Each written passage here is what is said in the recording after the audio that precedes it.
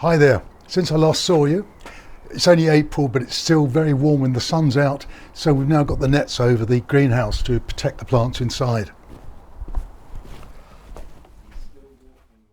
So today I just wanted to talk about two particular plants that have developed recently. They're called Mammillaria, a type of cactus. Mammilla is the Latin word for nipple, and it reflects the shape of the cacti inside. Mammal, of course, comes from the same word, creatures that suckle their young. But this is just coming to flower, and you can just see how tiny that is. This particular species is called Mammillaria elongata because these different spines grow long and thin and grow outwards. This one is a few years old, but it's already flowering, and they're probably one of the easiest cacti to grow. Mammillaria elongata.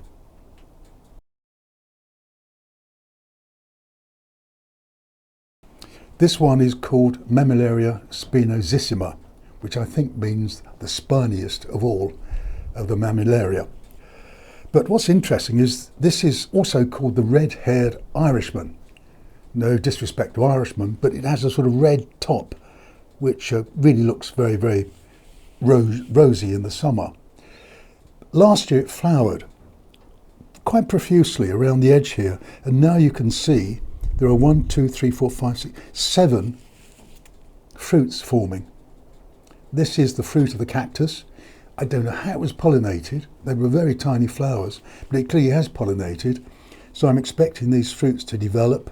I think they will eventually become red. Within them would be seeds, and apparently they might be edible, but I'm not sure if we're going to try that. But there it is. Mammillaria spinosissima. This little thing is interesting. It's got a bit cooler, but there are flowers which have closed up at the moment, but you can see they're a lovely lilac colour. This cactus is very small, but it has a very long name. It's called Stenocactus zacatecanensis. I won't try and say that again because I failed first time.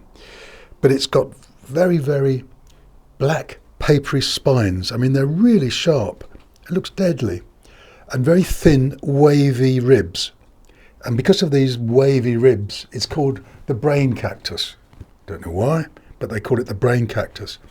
But it's just lovely. It's just flowered. As I say, I can't imagine any animal trying to get close to this without getting very sharply stung.